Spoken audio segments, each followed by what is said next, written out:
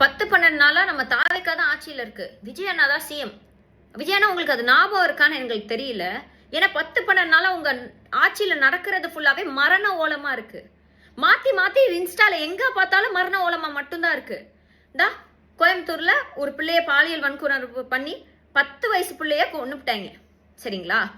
இந்த பக்கம் திரும்பி பார்த்தா பீச்சில் எப்பவும் போல சம்மர் ஹாலிடேஸ் விளையாட கூப்பிட்டு போன பிள்ளைய காணோம்னாங்க. அந்த பிள்ளை செத்தே போச்சு.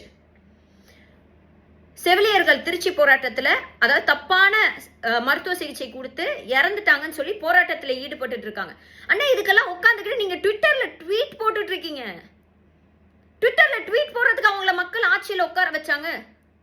ஏன் எங்களுக்கு ட்விட்டர்ல ட்வீட் போடவும் வாட்ஸ்அப்ல ஸ்டேட்டஸ் வைக்கவும் தெரியாதா?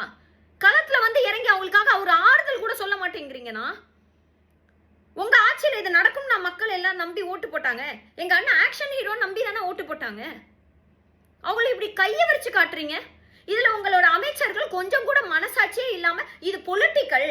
இந்த கொஸ்டின் எப்படி இந்த குழந்தைக்கு என்ன ஆயிடுச்சு, என்னங்க ஆக்ஷன் எடுக்கிறீங்கன்னு கேட்டா இது பொலிட்டிக்கல் அப்படின்னா, இன்னொருத்தருக்கு அவருக்கு என்ன துறை கொடுத்துருக்கீங்கன்னு கூட தெரியல. சுற்றுச்சூழலா சுற்றுலாவான்னு கூட தெரியாம சுத்திட்டு இருக்கிறாரு. இதுல பாதி பேருக்கு கரண்ட் கட்டு, பாதி பேர் சஃபர் பண்றாங்க. மக்கள் சஃபர் பண்றதுக்கான நீங்க வந்தீங்க.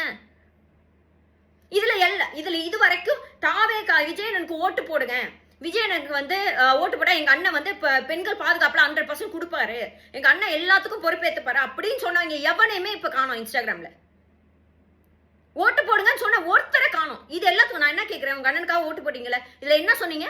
எங்க அண்ணன் தப்பு பண்ணா நான் தான் வந்து ஃபர்ஸ்ட் கேட்போம், நாங்க தான் ஃபர்ஸ்ட் குரல் கொடுப்போம். எங்க குரல்? உங்க குரல்லாம் எங்க? இந்த மக்கள் அழுகுறது உங்க காதுல கேட்கலையானா? இந்த மரண ஓலம் உங்களுக்கு கேட்கலையா? பாவனா? மக்கள் பாவனா? உங்க ஆசைக்கு நீங்க சிஎம் ஆயிட்டீங்க. மக்கள் என்னென்ன பண்ணாங்க? உங்களை ஆசையை தானே உட்கார வச்சிருப்பாங்க. இன்னைக்கு வரைக்கும் நீங்க மக்களுக்கு ஒரு நன்றி சொல்ல கூட போகலன்னா, ஒரு நன்றி சொல்ல போகல.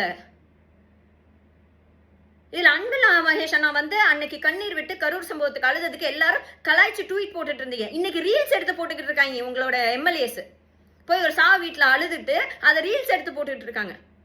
இது வேஷம். இது வந்து எப்படி?